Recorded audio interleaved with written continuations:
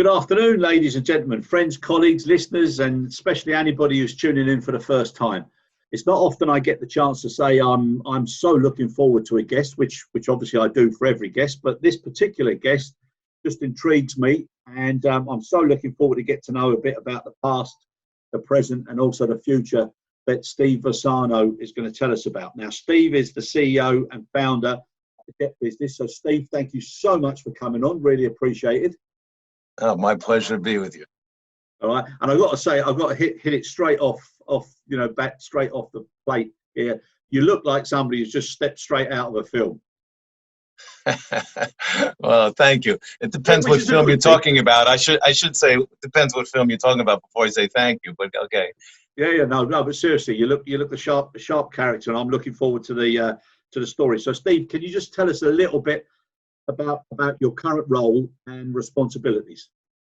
Sure. I have a company called the Jet Business. It's actually a showroom, storefront shop on Park Lane in London, and we are in the business of buying and selling corporate jets. So it's sort of, I wouldn't say it's like your car showroom because we don't actually have the physical airplanes in here, but I do have an Airbus, which you can see behind me, in the front window.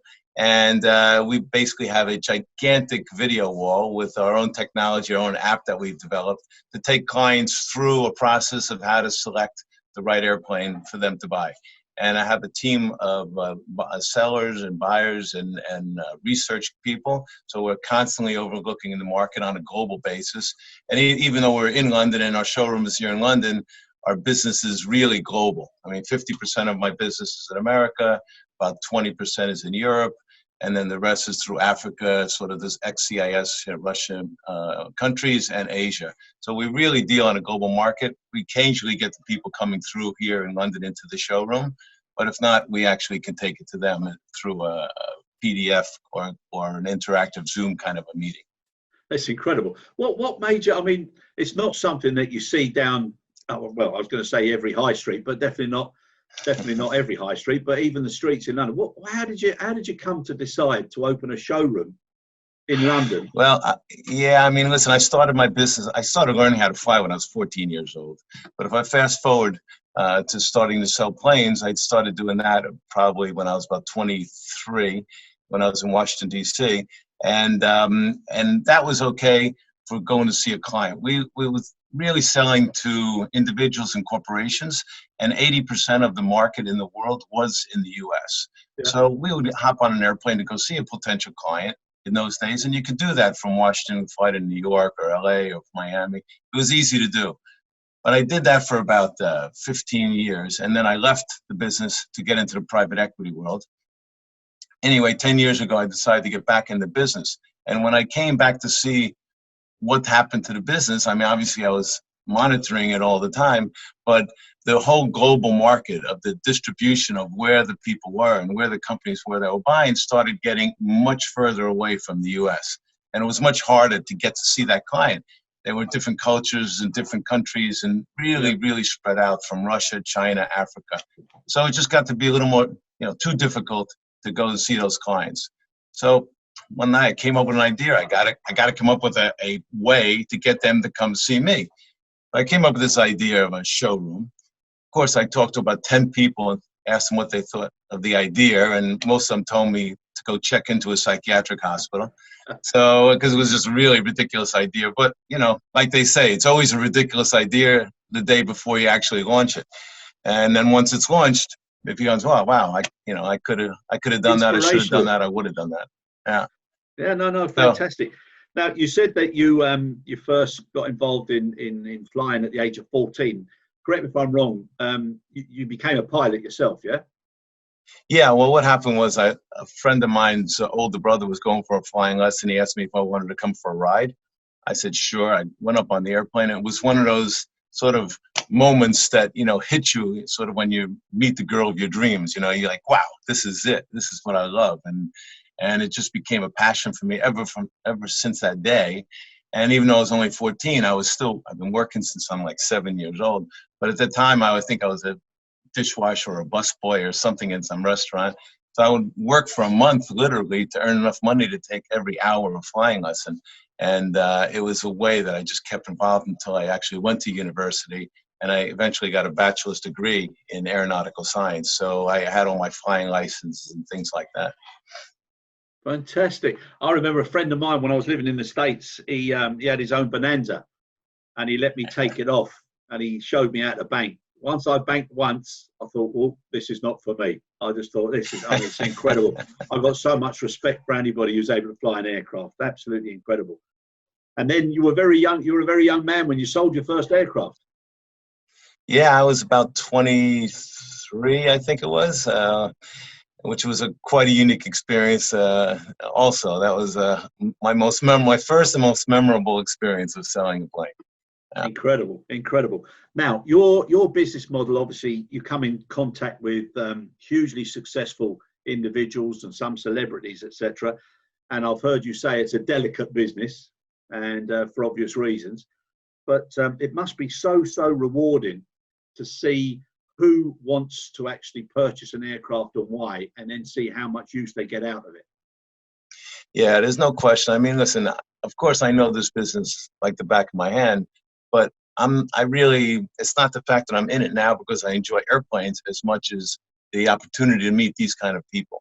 These people who really are the global leaders in the world of every sector, of every industry, of every country in the world. I mean, they're so passionate about what they do. They're very successful. Some of them obviously have inherited a business and built bigger. Some started from nothing.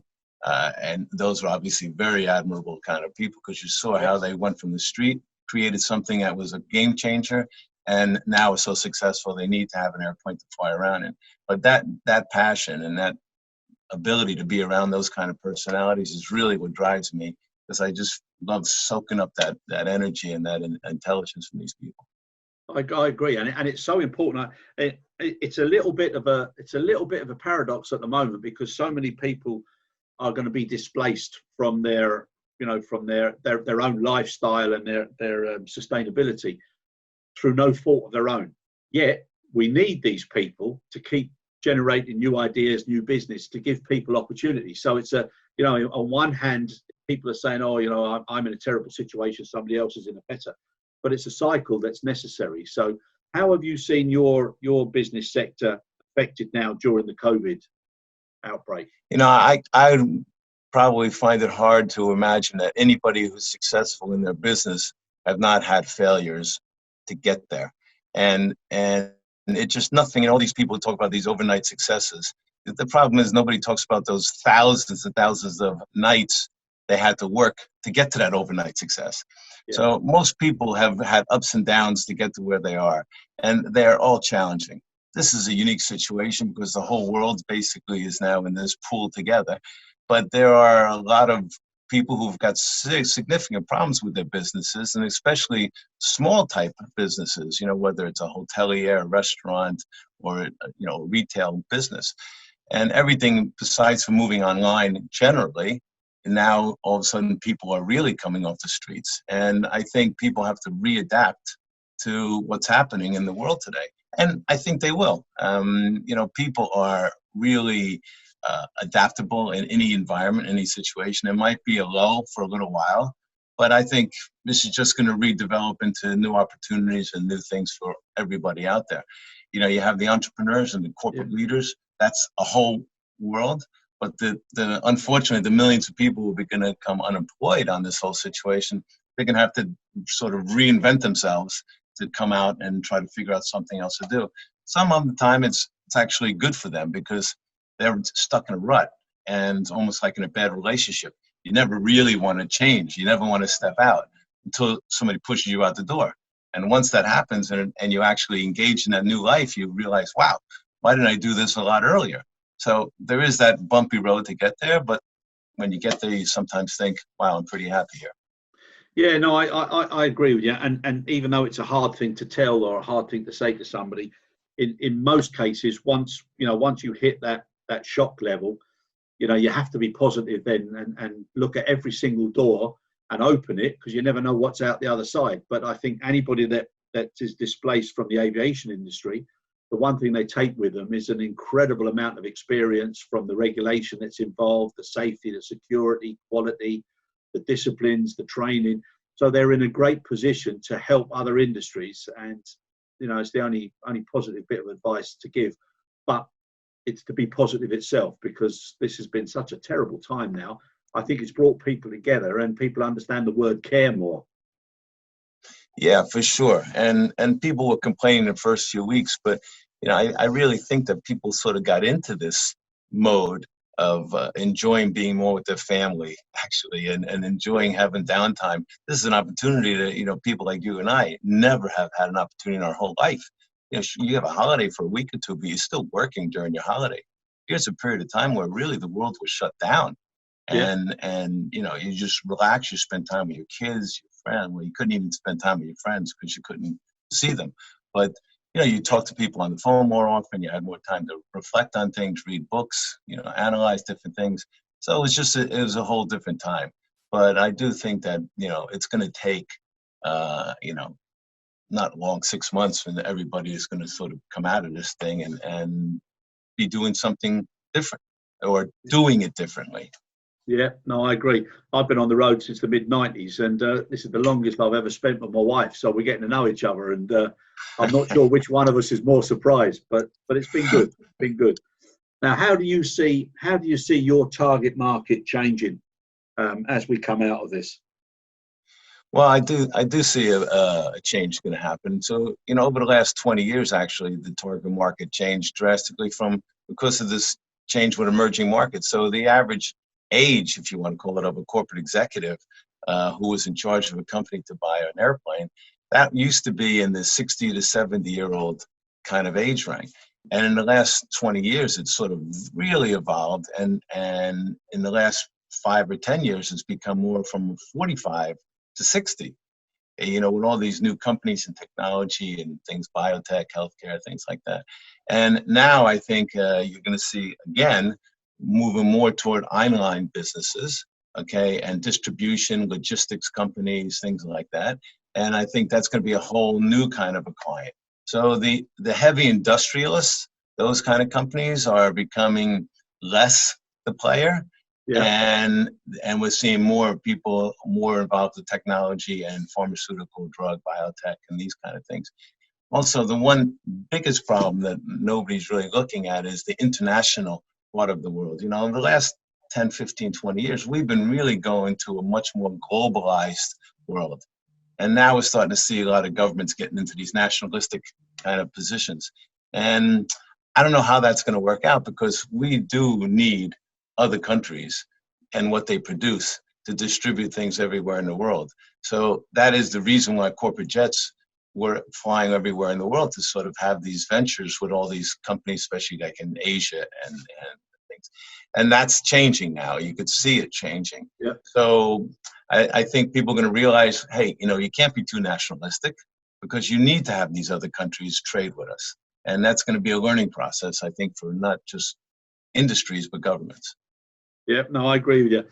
I agree. Everything's moving faster, and people are being less restrictive. The protectionism and rules and guidelines and all those areas, they need to be reevaluated and changed. The better we are is by being together. And somebody said on the show earlier that the world is a village, and aviation is the main street. And the more we get involved in that and accept it and engage it, the better. As far as your customers now, do you think this hygiene issue and the speed and the efficiencies now that are going to have to be done, do you think that's going to make a difference? Yes. I think the hygiene thing, which is a little surprising to me, because I always wash my hands and clean things. I didn't know it was such a big deal. But yeah, people have gotten a little bit freaked out about this kind of thing, and which is good, because they've actually come to a new level of hygiene. But you get on an airline right now, a commercial plane, and everybody's in there with their rags, cleaning the chairs and the seats, and so those planes have never been so clean. The problem is with the commercial airplanes, even though if you had spacing and took out the center seat, it doesn't make any logical sense, because the person behind you in an economy seat, is sitting there, and you recline your seat, you're breathing, 2 inches away from this guy's head. And not only that, the air is recirculated on these airplanes. So it doesn't matter really where you sit. I think people getting tested, getting on the airplanes is going to become a much more inconvenience, but people are going to get used to it like they did with TSA, years ago, and security issues. People are more conscious of it, but I really think that it's people are going to become less concerned with it as the media stops pushing it, because people have gotten brainwashed about this thing, and I think they've gotten pushed right off the edge, and it's much better than it is projected to be. Yeah. No, I think the media is a great thing on one side, and then on a different side, it can be it can be a real depressing vehicle, and it just brings people into a place where it's not good, always asking questions. But this barometer of individual or consumer confidence is something that's going to affect all of the businesses for some time, because you're sorry to use a word, but you're going from shit scared to bored shitless, and the younger generation are on one side and the older generation are on the other, and this balance of what people can do now to make people feel more confident, more comfortable is such an incredible thing.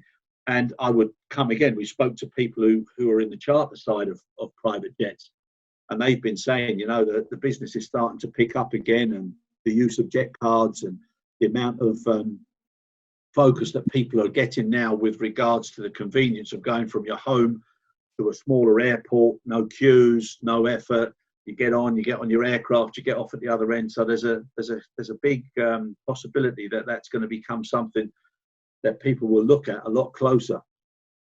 Yeah, listen, I mean, generally, just before this COVID issue happened, if you were flying maybe 200 hours a year, which let's say in airline parlance is 100,000 miles a year, that's about 200 hours a year. If you fly that many hours a year, if you're flying on a corporate jet, you could save about 33 days a year, okay, versus flying commercially. And that's by the time you're saving going to the airline airport, getting there 2 hours early, going through the security issue, and getting your baggage, getting to an airport that's not as close as a private airport.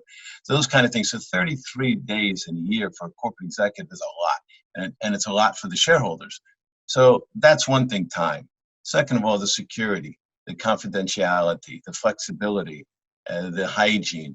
All of those kind of things, people starting to realize, wow, this is really the benefits of corporate jet. It's not a luxury. It is a business tool. It's a time machine.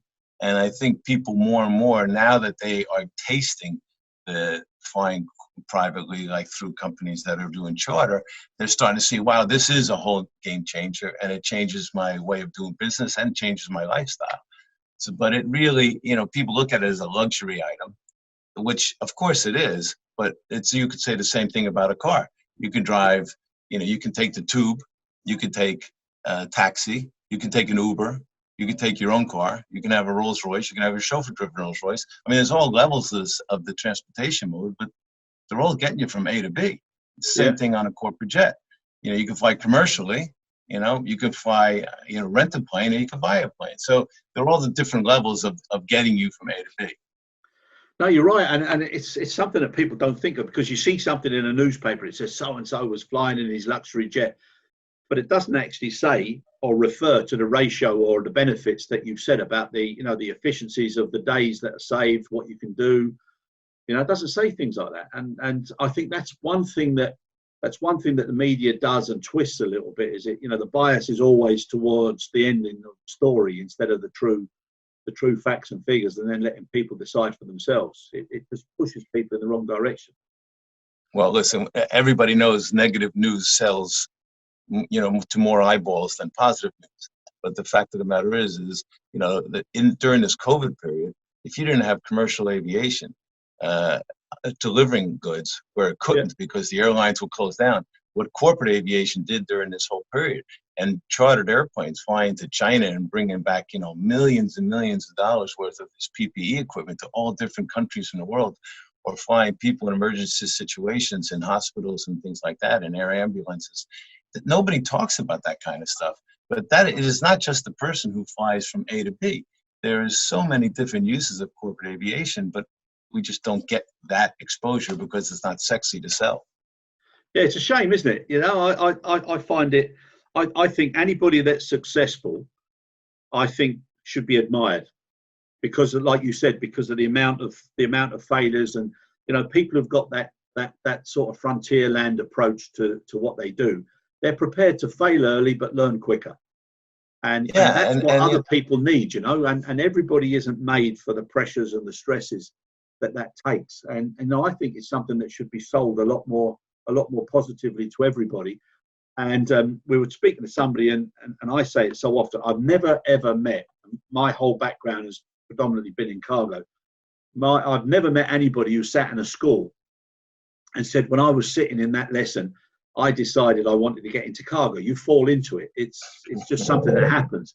But once you get a taste of it, you realize that, and thankfully, in my case, I've been lucky enough to work around the world, live in many countries around the world and see the world.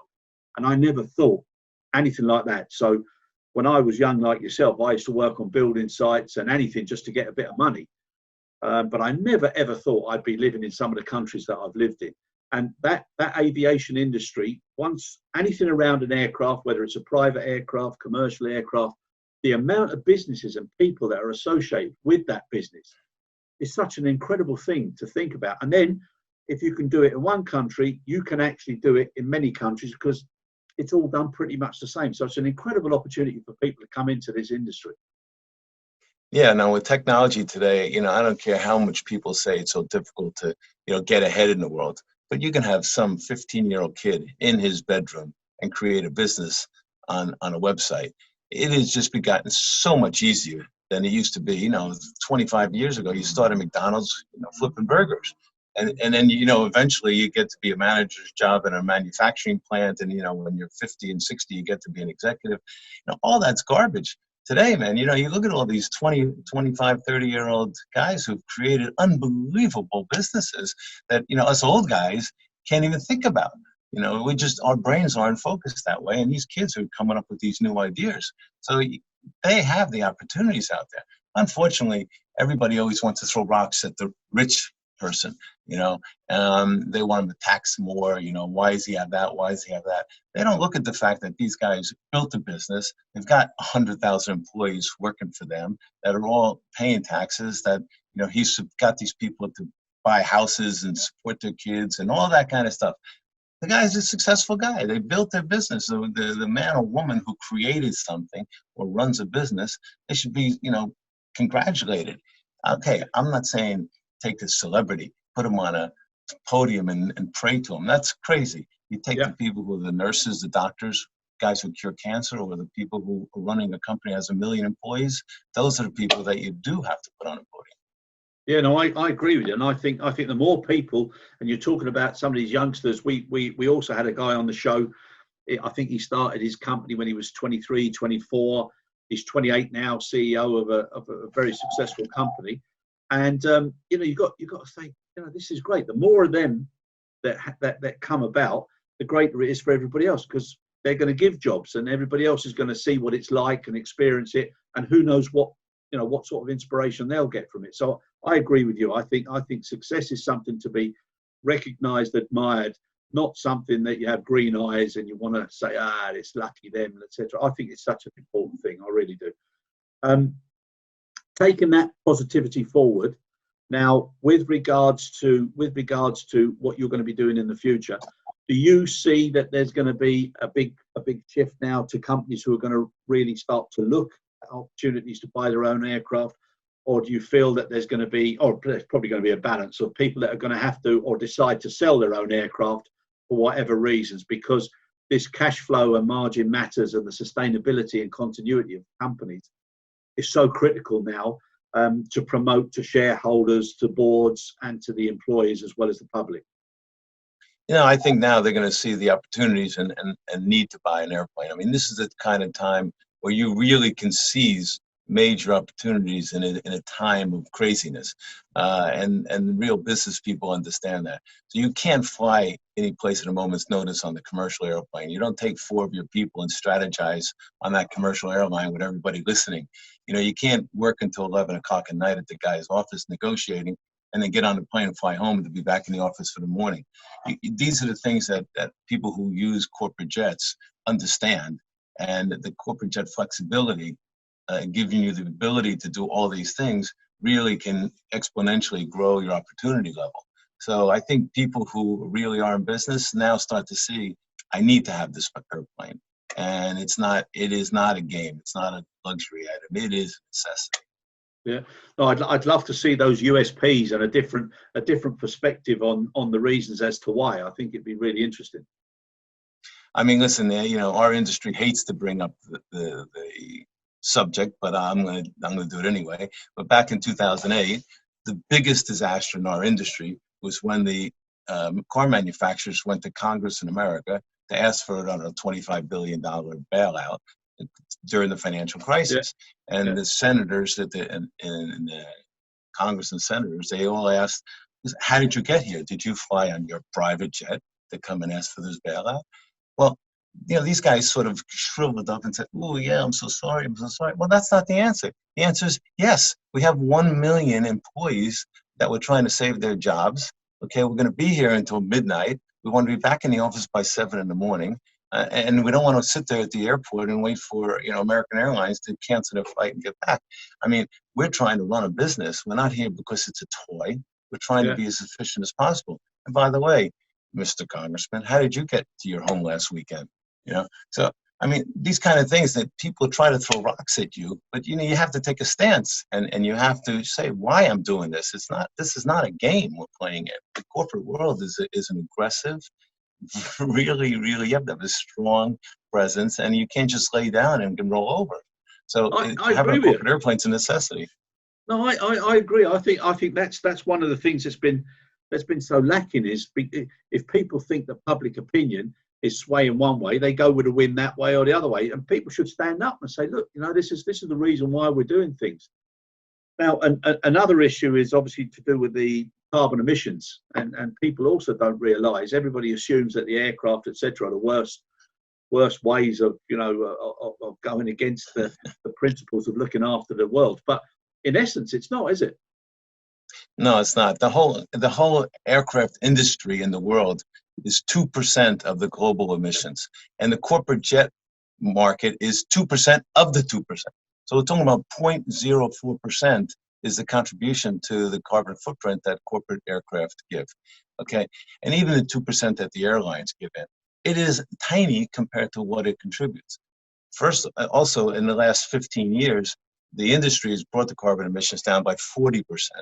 And they're continuing to decrease it. And now a lot of the corporate aircraft owners now are actually buying offsets to plant trees and build industries to actually offset all those things. So they're far in excess to offsetting any damage they do to the environment. No, I agree. And again, that's a positive that people need to be aware of. Steve, how many staff have you got working for you? 10. And what's their sort of their purpose, their passion, their engagement? What is it that you tell them is the reason why they should be so hungry and humble? I think is a good balance, like with a boxer, you know. What is the sort of mantra or the sort of, you know, the statement that you give to them when you recruit people as to why this is the best company to work for?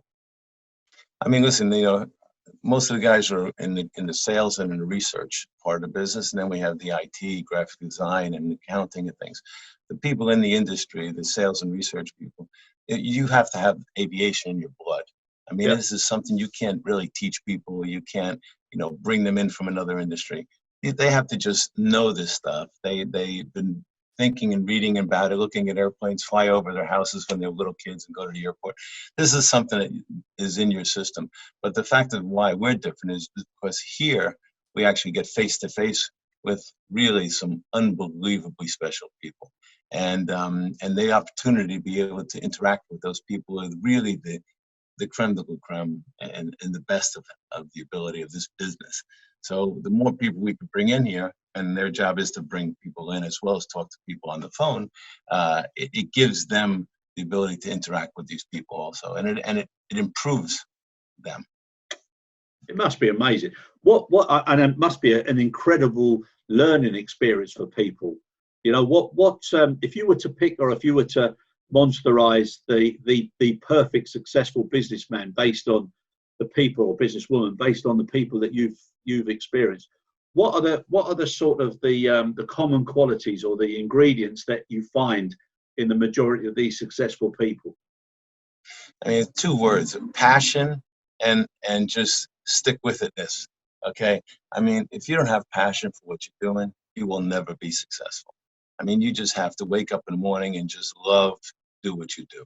If you don't, you are just never going to succeed. You have to love it. Second, you know, if you don't have that ability to drive over dead bodies and stick with it, no matter how many ups and downs you have, again, go get a job. You know, don't be an entrepreneur. So, you know, those are all the people we've met. Nothing bothers these guys. They have bad days. They have terrible things happen to them. You know, when they get off the telephone call and the next phone call, it's almost like they were an actor on the previous call. You know, they're screaming and yelling and they're fighting and they're everything. And the next phone call you pick up, hey, how's it going? What are we doing today? You have to be able to take yourself out of this problem area and move on. And this is a unique personality trait that people have, because everybody has problems in their business, everybody. And it's rare you can share those problems with people. So it's a very lonely job being on top of a company. And again, you just have to be, you know, passionate and knowing that you're going to get through those problems and still have a goal in mind. If you don't have a goal in mind, then you're just driving down the street and not knowing where you're going.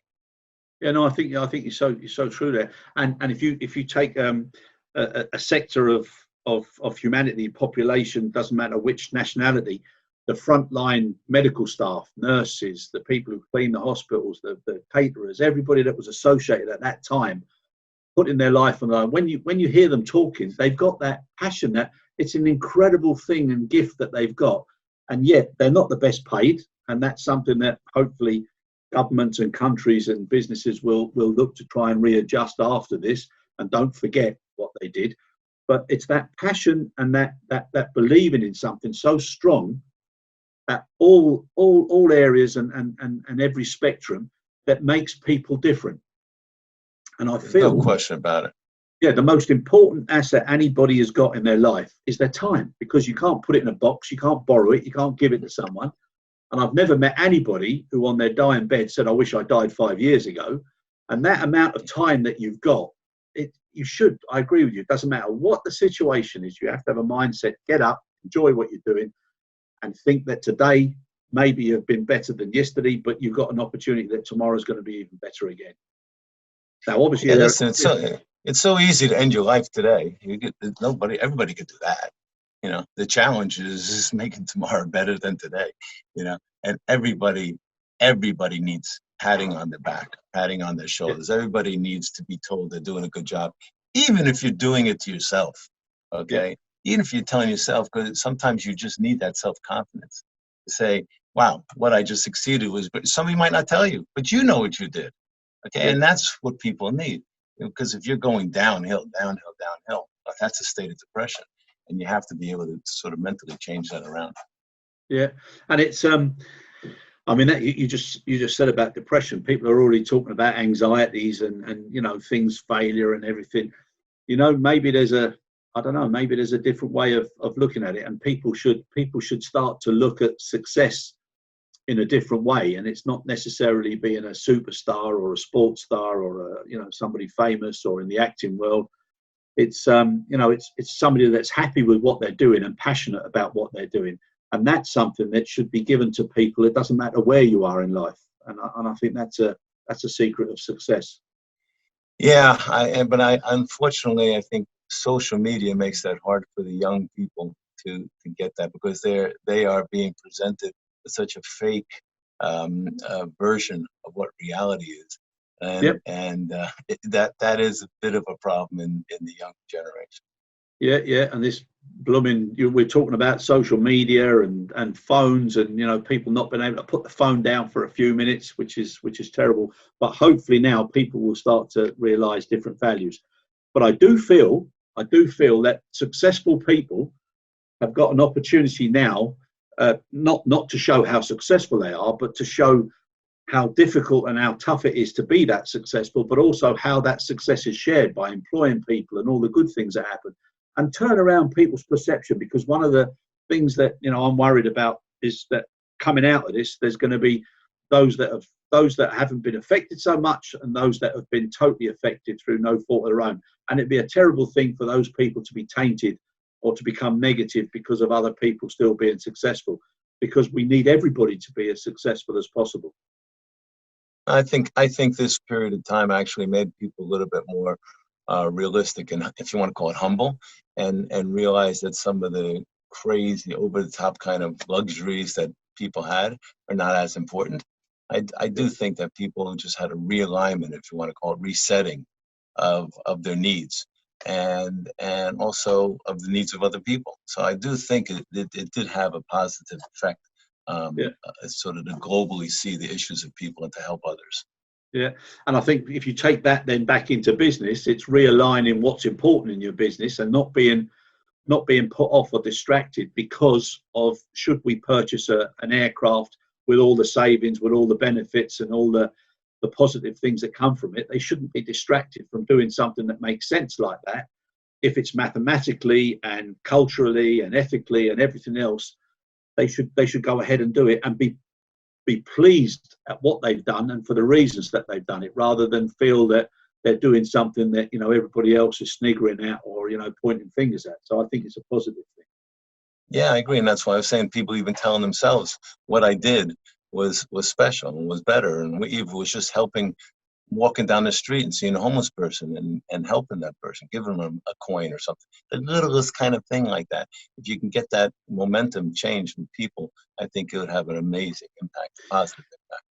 Yeah, and whilst I was listening to you talking a few minutes ago, I was thinking to myself the amount of times I've wasted in airports, in lounges, in traffic, and if you added all of that up, I'm just trying to work out how much time could have been saved and more productive over the last 33 days, 33 extra days a year. Yeah, but that's incredible. It's incredible to get that back. So I'm just thinking to myself, when my wife gets back, I'm going to tell her I'm thinking of buying a private jet. Listen, I got the seat for you right here. You just come on. Yeah, no, but it looks, it's incredible. It's incredible, Steve. Absolutely amazing. I mean, listen, this place here, just to give you also a perception of what our industry is, okay? There's about 22,000 corporate jets in the world, okay? Yeah. And about 14 of the 22,000 are in America. And I'd say about 3,000 are in Europe. And the rest is scattered around Africa, Asia, Russia, things like that. Yeah. And what you see behind me is a tiny, tiny, tiny part of the industry. You're talking about it at 22,000 jets. There's only about 200 that look like this, okay? Most of the jets in the world are like getting into a little minivan, okay? Yep. Or, something where you get in there, 4 seats, you sit down, you don't stand up in there, there's no toilet, it is a tiny little can that flies around. And that's probably, half of the industry. And that's really moving people around. 70% of all corporate jets have middle management people on them, 70%. So people have this is a perception, but the reality of it, just like everything else, is not as sexy. It's really getting into this little can, flying from A to B, working 10 hours a day, getting in that can and flying back home exhausted. That's the kind of stuff, but it's not fun to sell that pitch. But that's the reality of the industry. Yeah, but it's important for people.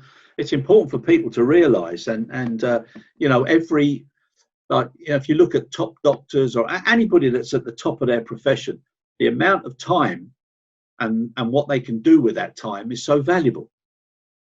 And people don't associate with that. No, and that's why I'm saying this now, the lack of the commercial airlines being able to fly you from A to B at the times you want. You know, you have to have masks. You don't have to have masks. You have to get tested, no tested. You can't bring, 3 people with you. It's gotten so crazy. And I think this is going to give us the opportunity in our industry to expose the corporate jet world to so many more people. And the people who can afford it, and the corporations who can afford it, they can start to see the benefits. Not the luxury side. Again, like you said, time is the one thing you cannot buy. But here in this industry, you can actually buy time. Yeah, which is amazing. It's an amazing thing.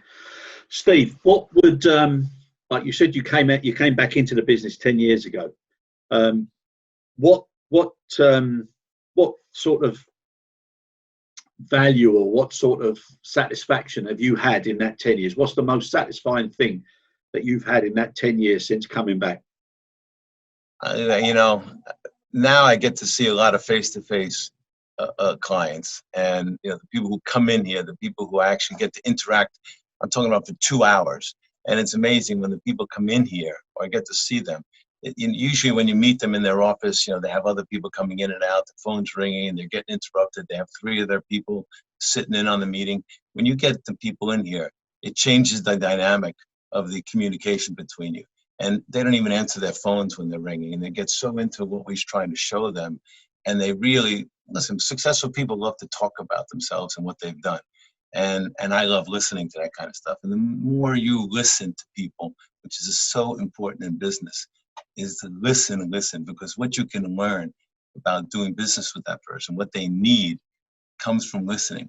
It doesn't come from talking or telling. And that's one thing from being face to face with these people, to listen and to really absorb information and intelligence. Yeah, 100%. That's why the good God, or whatever God everybody worships, that's why we have two ears and the one mouth, huh? Yeah, unfortunately, most people don't abide by that rule, but that's the way. Exactly, they love to talk. Steve, listen, I am full of admiration for what you've done. I've looked at some of the things that you've done, obviously, and like I say, from sweeping up in the hairdressers where your mother works, to being on the first aircraft, selling your own aircraft, and now doing what you're doing. I'm sure that you've helped so many people be a lot more efficient and a lot more successful. So fair play to you, and I'm sure all of those people will recognise you for it. And I think it's something to be very proud of, and it's something that people should be told about more, so that they don't just think it's this incredible life that they see on the television. It's something that's making the wheels of finance, the wheels of economies, the wheels of business turn in the most efficient way, and not causing a great deal of negativity for the environment as well. No, and I was at one of our shows we had recently. I was giving T-shirts out to the people, and on the T-shirt it said, "Stop apologizing for your success. Buy a jet." Yes, yes, I like that. Stop. Yeah, that's a good one. Stop apologizing for your success. Buy a jet. Because that, in today's world, actually, there are really people who make money, who are successful. They're beating them up. It's terrible. I mean, social media, unfortunately, media doesn't have any accountability. No matter what they say, they could destroy people, destroy industries, families. It's just terrible. Anybody could just say anything. The problem, you do damage that lasts forever to these companies, these people. Unfortunately, in today's world, if somebody says the wrong joke, you're completely thrown out of your company. You're thrown out of the government. You're thrown out of your school. It's unbelievable how the super pundits on TV can say whatever they want, but the individual, man, when they say something, man, it just gets so blown out of proportion. It is crazy. It is crazy. But that T-shirt's not such a bad thing, because on the back of the T-shirt, it should also say, "And because I employ X amount of people, and I'm providing lifestyles and lives for so many." Of course. I mean, listen, nobody wants to hear that part of the story, but that's the fact. That is the fact. Yeah. No, but I think now more than ever, we need as many positive stories as possible, and success stories, because that's the way of pulling everybody out of this terrible, terrible time that we're in. And again, just out of ongoing recognition for all the frontline workers. What an incredible job they've done. And please God, everybody will remember a long time after this is over. Listen, the government should all take all this money they're printing and double every one of the nurses and doctors' salary. That's the first thing they should do, for sure. Yeah, doctors, nurses, cleaners, anybody associated with helping people when they need it. And it just goes to show that health is real wealth, and something that's affected everybody's health, and the fear of poor health has brought the whole world to a standstill. Never before. It's incredible. Anyhow, please God, lovely to meet you. I love listening to people who are successful, and long may you continue. And really, really appreciate your time with us, Steve. Thank you. No, it's been a pleasure to talk with you, and I look forward to see you when you're coming down Park Lane. Stop in for a coffee. You don't have to buy a plane. It's okay. Yeah. I'll take you up. I'll take you up on that. Yeah. No, I really appreciate it. Good luck and continued success. Thank you. Thank you so much. Take care. Cheers. Bye.